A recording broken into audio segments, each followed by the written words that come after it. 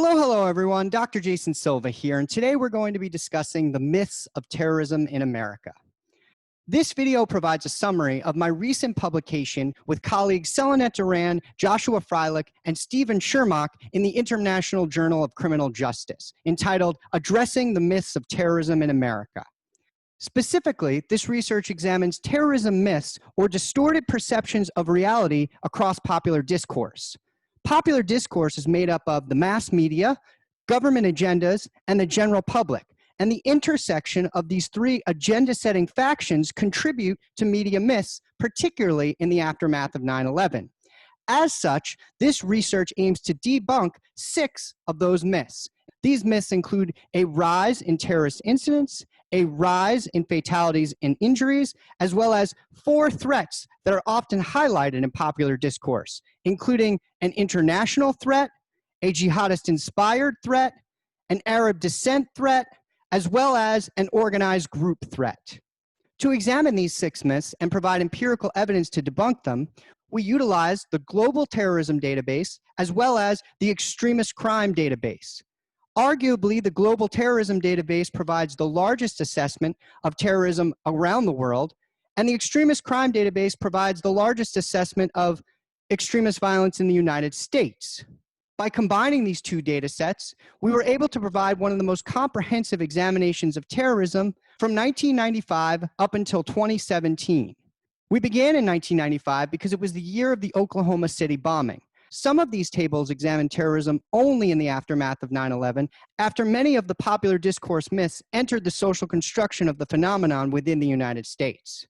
First, let's consider the popular assumption that in the aftermath of 9/11, there has been a rise in terrorist incidents in the United States. The first figure provides a 23-year temporal analysis of incidents occurring between January 1st, 1995 and December 31st, 2017.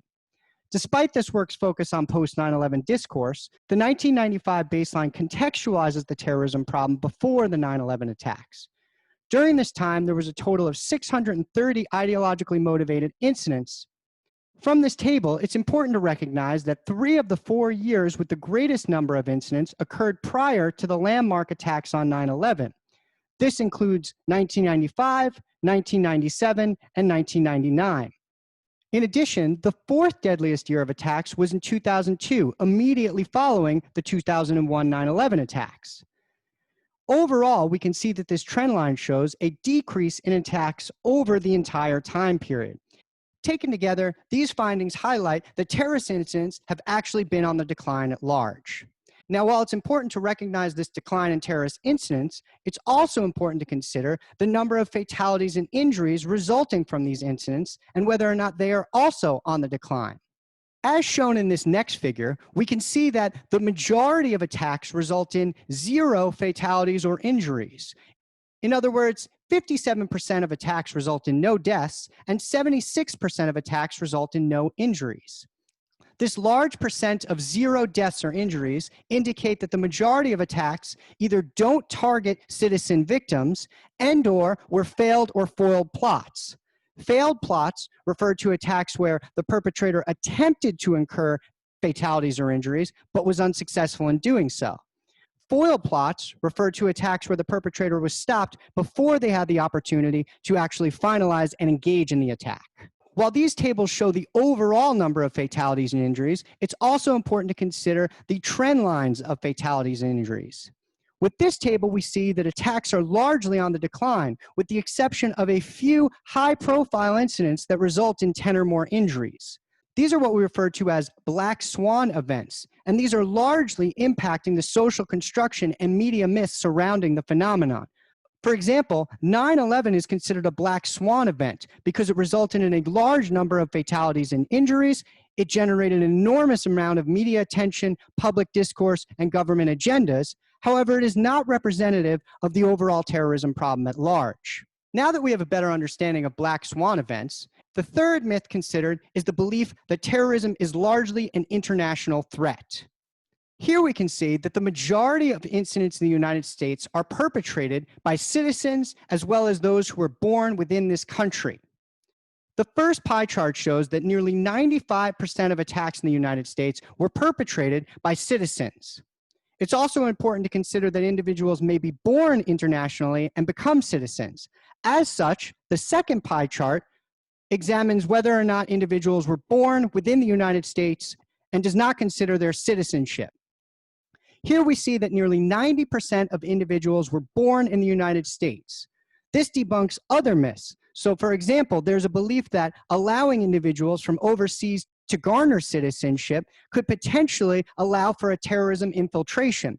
However, these pie charts show that this is largely untrue. This table is particularly important because while we dedicate the majority of funding to the prevention of an international terrorism threat, the reality is we should be dedicating more attention on the domestic threat, as it is a much larger problem within the United States.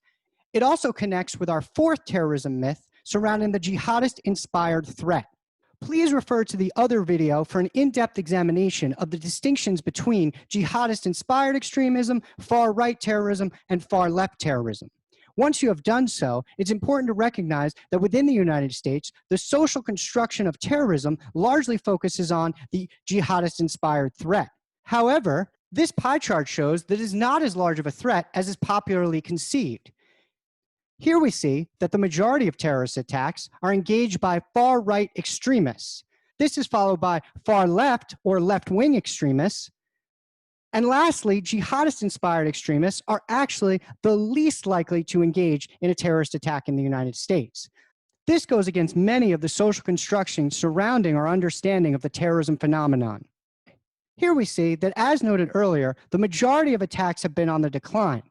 However, when looking across these different typologies, we notice that far-right attacks have largely been the highest number of attacks throughout the entire 23-year time period. In other words, they are the largest number of attacks overall, as well as across the last 23 years.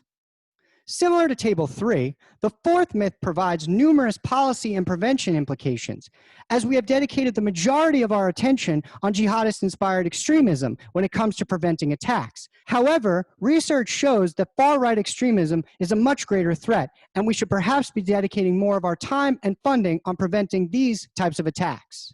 The focus on jihadist-inspired extremism also highlights the connection between race and ethnicity with the types of terrorist attacks. In the aftermath of 9/11, there was a large stigmatization of Arab descent individuals and the Muslim community at large. As such, it's important to consider the percentage of individuals across race. With this figure, we see that the majority of attacks are conducted by white individuals. Again, connecting to our other tables, these are white individuals who were born within the United States and have United States citizenship. Only a small fraction of our overall attacks involve Arab descent individuals.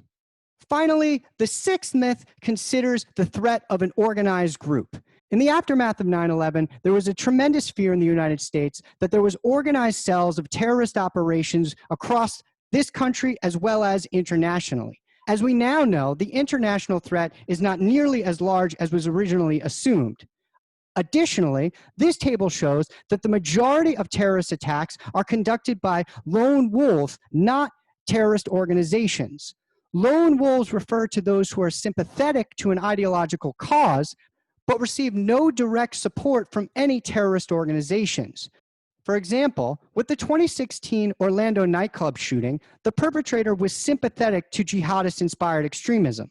However, he had no direct connection to any jihadist-inspired extremist groups, such as ISIS or Hezbollah. This lone wolf threat has important implications for prevention, because it is much more difficult to prevent a lone offender who has no communications with other terrorists.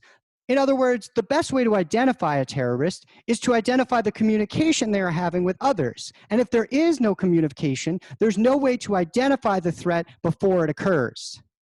Taken together, this research debunks 6 myths surrounding terrorism within the United States, including the rise in attacks and incidents, the rise in fatalities and injuries, as well as the belief that perpetrators predominantly derive from an international threat, jihadist-inspired extremists, the belief that they are largely Arab descent, as well as the belief that they are working in organized groups.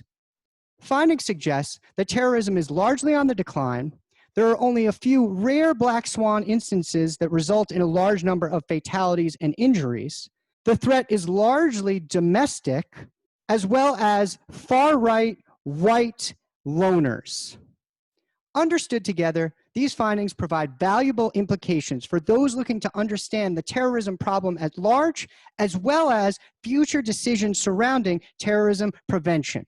Thank you for watching this video, and feel free to comment below if you have any questions or concerns surrounding the myths of terrorism in America.